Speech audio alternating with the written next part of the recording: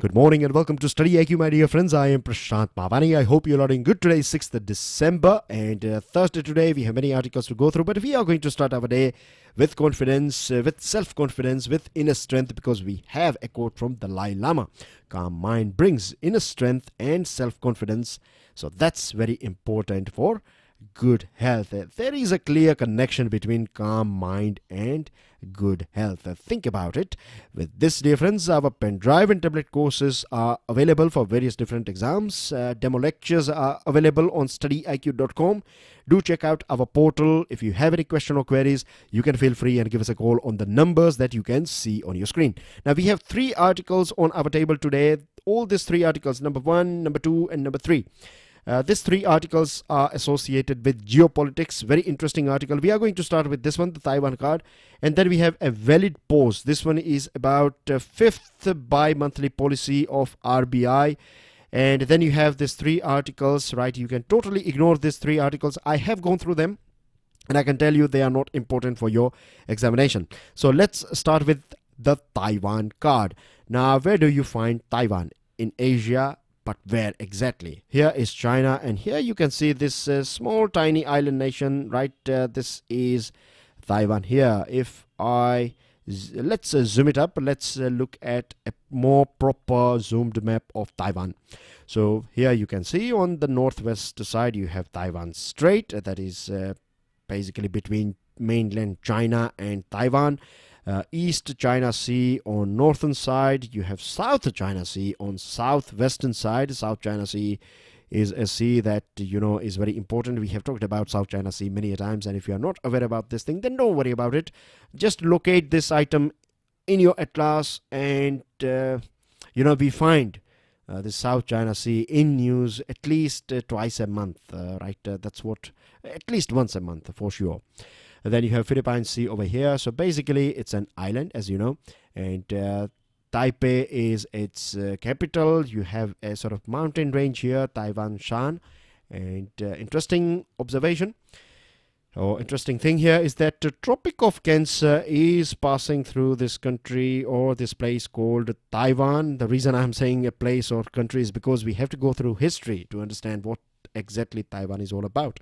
So Tropic of Cancer is passing from this Taiwan, and it's an island. So all those people out there, if you are aware about basic geography and how it works, then you'll be aware about this thing, that you find a bit of tropical climate in this portion here, isn't it? In this country, you find a bit of tropical climate, right?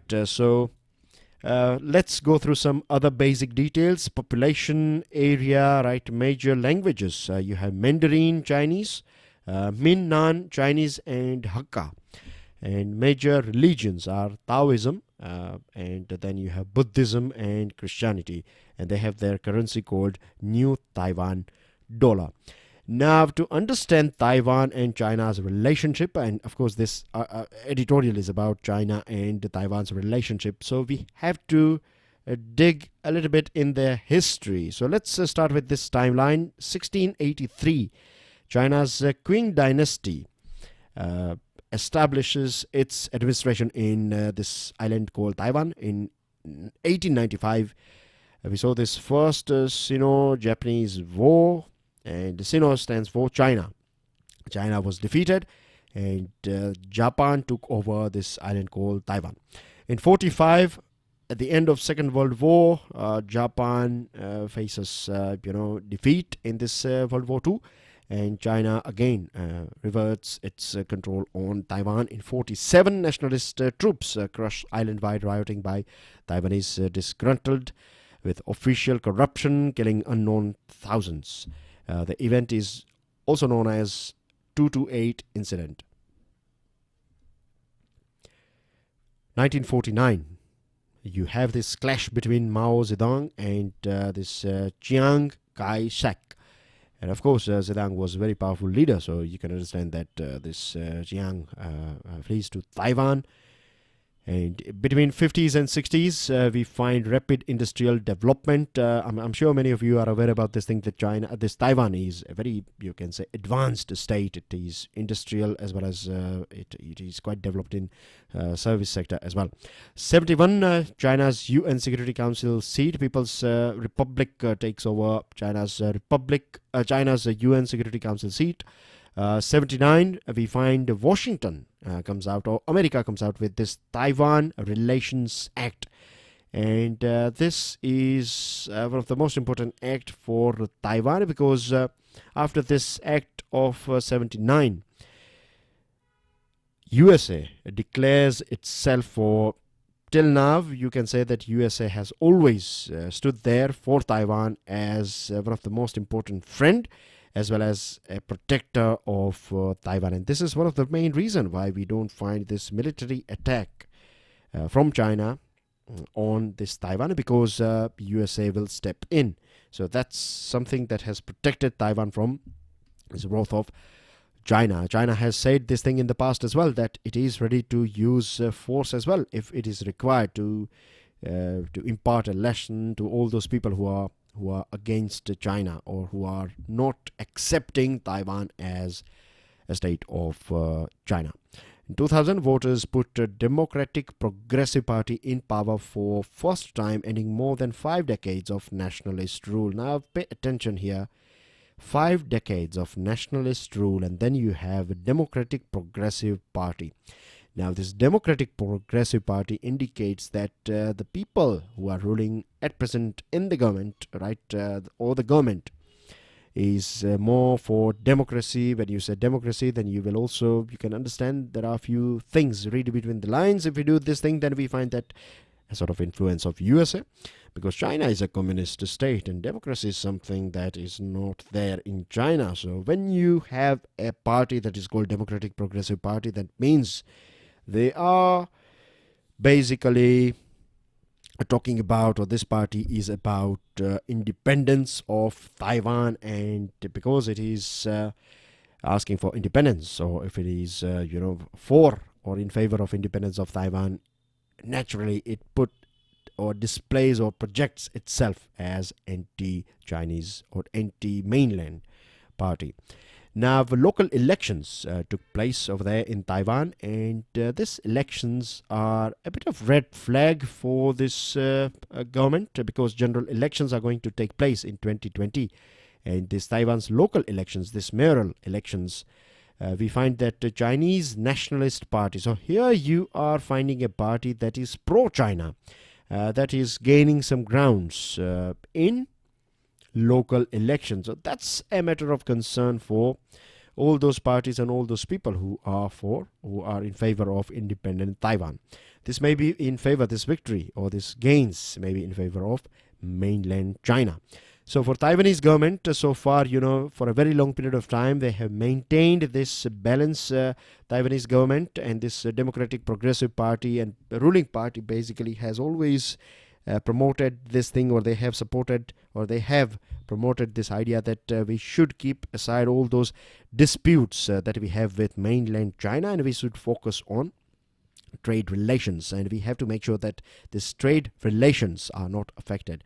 Now, the thing, this is a good strategy, because when you have this good trade relationship with when they have this relationship, or when we find this relationship between two parties, right, directly, indirectly, they become a little bit interdependent on each other, and then you can find an environment where dialogues can take place. So that's a interesting strategy that was deployed by this Taiwanese government. But now things are a little bit rough here in Taiwan, and we have, of course, we are talking about USA. So Mr. Trump came out with this Taiwan Travel Act 2018, which aims to promote greater engagement between Washington and Taipei. So this is a bit of red flag for China. Now, the Taiwanese president's recent visit has also not, taken very well by leaders in Beijing. They are not happy about it, and this could be one of the reasons why they are meddling with the local elections, this mayoral elections that took place Taipei has said that Beijing has injected huge amount of money, and it has overt and covert pressures were quite visible, and it is something that has been going on for a very long period of time. These activities are supported by China to influence people in, or influence, you can say, overall environment that we find in Taipei. Of course, a political environment. Now, we also find this thing that China as well, we know that China has deep pockets, and China is investing heavily in countries of Africa, in Central American countries. And China is also putting this pressure, or it is persuading these countries of Africa as well as Central America to withdraw formal ties with Taipei and establish links only with Beijing. So this is, I would say, overall picture, big picture of what's going on in this place called Taiwan, right? I'm sure now you know the history, the present scenario, geopolitical side, and let's wait and watch for the future of this country. Now, moving on to one of the most important item of the day, a valid pause. Now, this valid pause is about RBI's fifth bi-monthly. So from the name itself, you can understand that it's a bi-monthly policy. That means at every 2 months interval, you get this policy or this monetary policy review from RBI. So in 1 year, we get how many? 6 altogether, this bi-monthly policy. And our financial year starts from 1st April. I'm sure we are all aware about this thing, but then as well for new students who are very fresh, for them I would like to inform them that our financial year starts from 1st April every year. So current financial year, it started from 1st April 2018 and it will last till 31st March 2019. So we have one more. This is fifth fifth bi-monthly policy. So we have one more bi-monthly policy to go. Now, if we go back in October 2018, then we find that per barrel crude oil price was $85. At present, it is somewhere around $60. So you can see a drop of $25. So we are talking about 30% drop, which is not bad for a country like India, who is heavily dependent on imports of this crude items. For a country like India, when you have this big deep in the price, that means it's a big news, isn't it? It's a good news, in fact, for us. At the same time, if you find that food inflation has relaxed, that means this retail price will come down. When your fuel price is going up, then this will kick inflation, because every single thing will become expensive, isn't it? And when your food inflation at the same time is down, and when your fuel prices are down, that means inflation has relaxed. And this is one of the main reasons why we find that RBI has decided that it is going to stick with the status quo. It's not going to change interest rate, and that's the biggest thing that we get from this fifth bi-monthly policy of RBI. Now we have MPC, that is Monetary Policy Committee. You have 6 members in this MPC. You have 3 members from RBI, and then you have 3 members that are appointed by Government of India. If they have any clash, say for example, if 3 members are saying yes, we need to maintain status quo, and the other 3 members are saying no, we have to increase or decrease interest rate, then the final say of governor will be taken as the final decision. But here what we find in this latest decision, all 6 members have said that we have to stick with status quo. Now,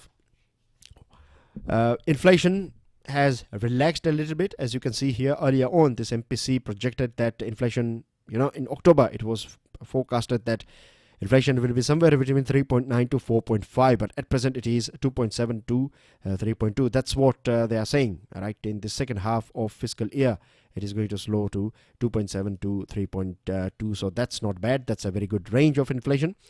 So what happens when you find inflation? See, when things are expensive, people will buy less. Simple as that.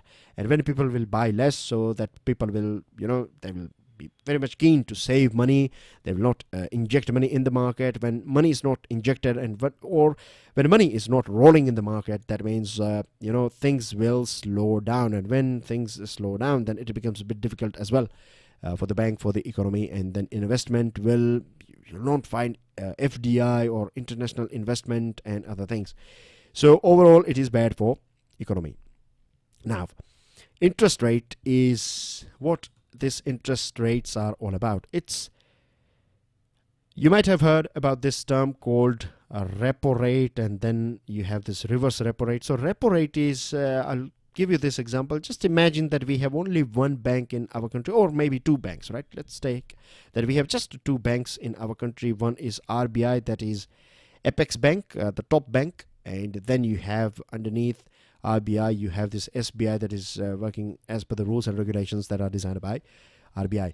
Now, just imagine that RBI wants some money, let's say 100 rupees. So it will knock the doors of RBI and it will ask for a loan.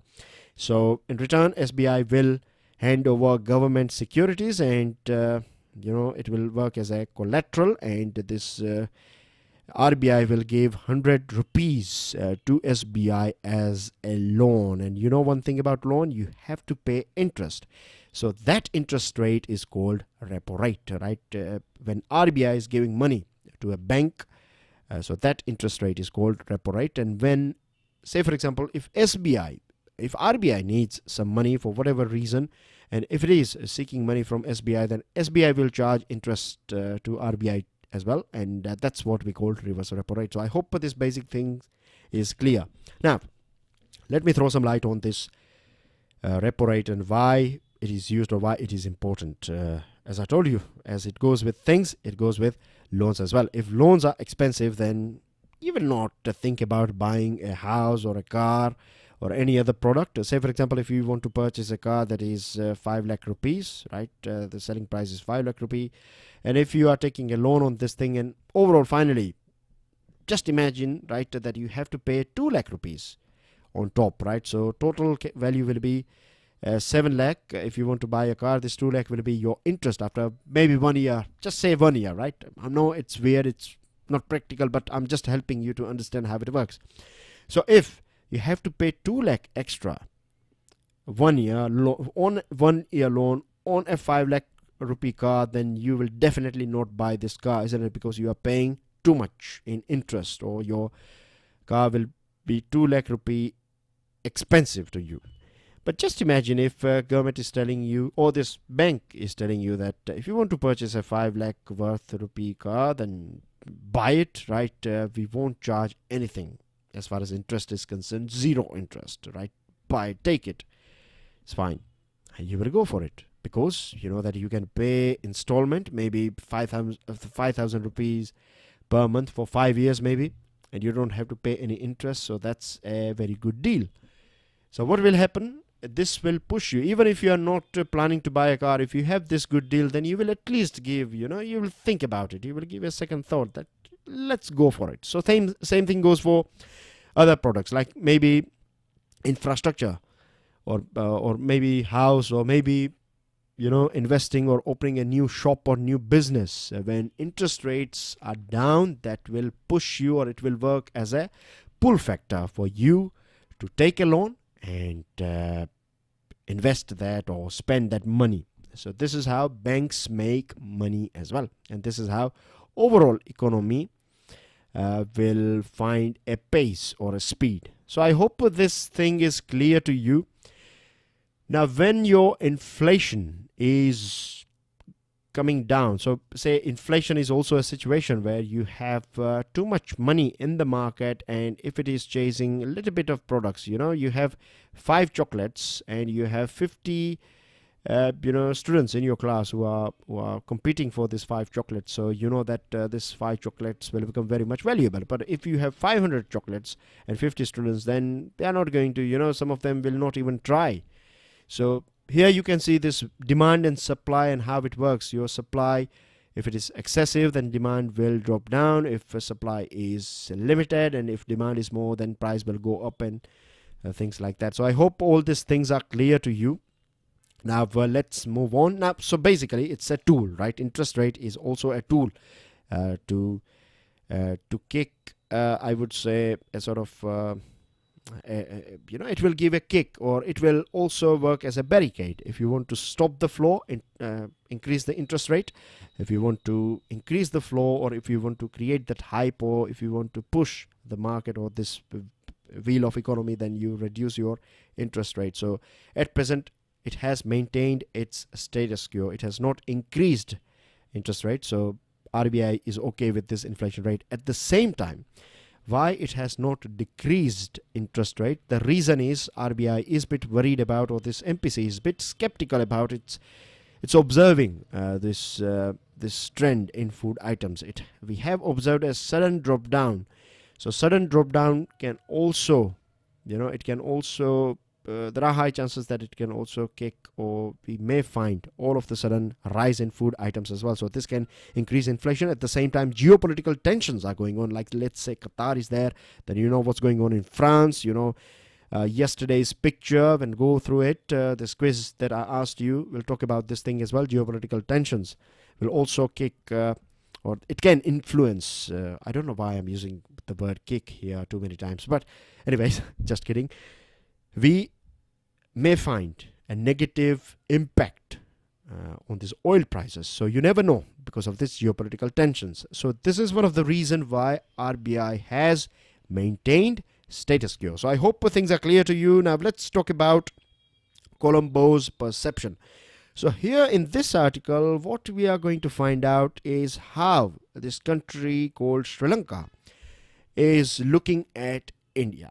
There is a triangle over there in Sri Lanka as at present. When I say triangle, I'm talking about this political triangle. You have President Maithripala Sirisena on one side. He is supporting Mahinda Rajapaksa. And then you have Ranil Wickremesinghe. These two were partners, right? Ranil and Maithripala were partners. But now this partnership has, it has gone through. It had its divorce. And now we can find a new relationship between this Maithripala Sirisena and Mahinda Rajapaksa. Now, Rajapaksa is a person who is considered anti-India and pro-China. Later on, he was a bit soft with India, but still, he has got that DNA of pro-China and anti-India. Now, a delegation led by Lalit Mansingh. Lalit Mansingh is a former foreign secretary of our country, and his delegation has got some eminent Indian scholars and former civil servants and a retired Navy chief. They were on this visit to Sri Lanka. They were there to observe, to feel the vibe, what's going on in Sri Lanka and how they perceive us and things like that. So they, in this article, we find their observation. So there are a few pro-India parties out there, and there are a few anti-India, or I would say, if they are not anti-India, then they are of course not pro-India. They are for, independent Sri Lanka. That's what we find. So we have two views, right? One is anti-India, and the other one is pro-China or pro-independent. Or they are seeking, or they are asking for this independent identity. Sri Lanka's identity should be free from the shadow of India. They can stand on their own feet and things like that. There are multiple reasons behind it. The first thing is, of course, China. China is ready to inject a huge amount of, in fact, it has injected a huge amount of money in Sri Lanka. And there are people out there. There are some experts and there are some policymakers who are, when I say experts, I mean to say that there are some think tanks or intellectuals out there, and there are a few policymakers out there. They are claiming that they have this expertise in dealing and knowing the taste, as well as they have this knack about China. Now, one thing that is a matter of concern as well as shame for our country is that we find this sort of statements that China delivers and India delays. And this is not for the first time we are hearing this sort of thing about India. India delays, and this is a big problem, right? This has always worked against our country.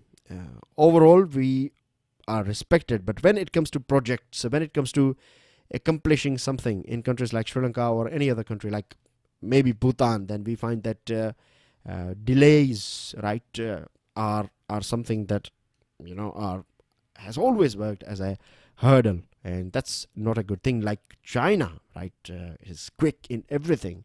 If they are going to build something in your country, then they will sort it out as soon as possible. So they have this capacity, and we are lagging in this thing, and this has created some fans. This China's delivery system has created some fans in politics, right? Some politicians as well as some parties are big fan of China, and they are anti-India. Now, Sri Lanka identity. What they want to do is they want to project themselves not just as a country of South Asia or a country that is part of SAARC and BIMSTEC. They want to connect in a much more a better way with ASEAN nations, with Japan, with China, and the strategic location of Sri Lanka. They appreciate, and now they realize that they know this thing, that their location is quite important location in this Indian Ocean, which is one of the busiest ocean in the world. So they want to make the most out of this blue economy as well as this international maritime connectivity.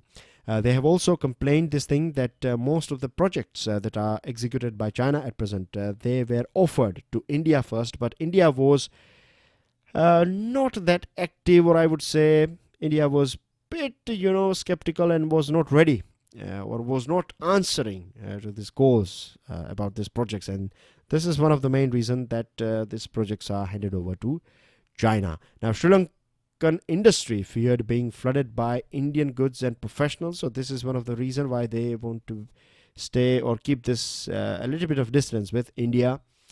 And India encounters a range of, you can say, reactions in Sri Lanka. So there are people who are appreciating India, there are people who are supporting, there are people who are opposing and skeptical about our country. So that's what we learned from this article. I hope things are clear to you. It's not that difficult to understand. Last but not the least, it's about yellow vests, right? Yellow vests are people at present, right? They are these protesters, this protest that is going on in Paris, not only in Paris but in France, and not only in just mainland France, right? France has many various different small international or overseas territories, and we find there are people out there in various different territories, right? Foreign territories or overseas territories. We also observe this sort of protests are going on over there too. Now, you know that I provided you a picture. It was a quiz. So regular students, this thing that these protests they have took a sort of violent shape, and it's not something that is new. Because France, if you go back in the history of France, then this French Revolution, where these people, they attacked this fort, and they snatched their rights. This is something that we find in the DNA, I would say, right? Or revolution is something. If it means in France, if the government is not sensitive enough, or if even if you make one mistake, if you are creating barricades and things like that, then people will, all of a sudden, you will find a sort of a revolutionary sort of trend in protest. And that's what has happened in this incident as well. Now, the thing is, most interesting thing about this protest is that you have no single leader. There is no single party that is directing this thing. It is all about people. And the energy that we can see at present is it's a bit dispersed. It's not on one point. Now, some people are complaining about a fuel tax. Some are saying that rich people should be heavily taxed. There are people who are saying that president is too strong. There are people who are saying that president is too weak. So you have not one single demand. You have various different demand.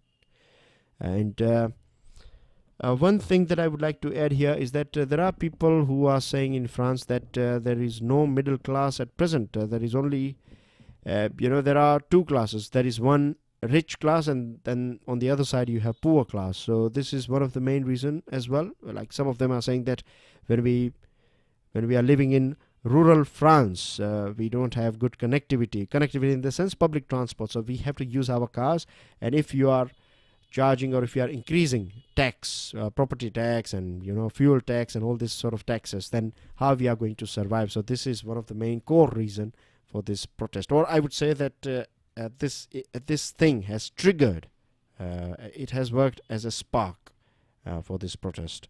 Moving on to news item, I have to be very quick now. You may be or you can now opt out of Aadhaar. That's what the Supreme Court has said earlier on, and it's not exactly, but now UIDAI has, Supreme Court said that it is not mandatory, so UIDAI has submitted this thing, and now it is headed over to Law Ministry. Now Law Ministry has handed this thing to Cabinet, so now we have to wait and watch for government's final call. Michael remanded in custody. Prime Minister CJI talks speeded judicial appointments, has been said by a retired Supreme Court judge who just recently got retired, Justice Kurian Joseph. 3-year jail for former Coal Secretary, Secretary H.C. Gupta. Now, I am planning to talk about this thing on Sunday's special topic, so I'll let you know. Free college education for Karnataka girls. That's a very interesting move by state of Karnataka. Quickly settle defection cases, has been said by Venkaiah Naidu. Very important article. Make sure that you read this news item. And CO2 levels poised for record high. That's a sad thing for the whole world. India gets first witness protection scheme, comes into effect immediately. And it's about, if you are a witness in a case, then government will provide you protection. You don't have to seek for it. You automatically, if you think that you want it, then you will get it. We will also develop banned nuclear weapons, has been said by Vladimir Putin. So this is what I was talking about. This is a sort of, this geopolitical tension that can influence fuel price. So MPC's decision is, or the way it has not reduced, so that's a right thing. Cash reserve ratio is not a job of Monetary Policy Committee. Cyber attacks caused big firms in India. 10.3 million on an average, and microplastics found in all sea turtle species. That's a very dangerous thing. These are your vocabs. Yesterday's pick-based answer is on your screen. Rouhani is saying that USA made 11 attempts to negotiate with Iran in last 2 years. USA gives Russia 60 days to comply with nuclear treaty. So tensions brewing between USA and Russia. Can you give me the name of this festival? Right, of course, you can figure it out that it's in our country, India. You can see elephant and a person. So let me know the name of this festival and the state where you find this festival. And you have this small tiny island, this one. Why it is in news, do let me know, and what's its name. And this is your question of the day. That's everything. You can download the PDF of today's lecture from my FB page and Twitter handle. Do make sure that you share this lecture with other students. I will see you tomorrow early morning. Till then, enjoy your studies. God bless you all. Jai Hind.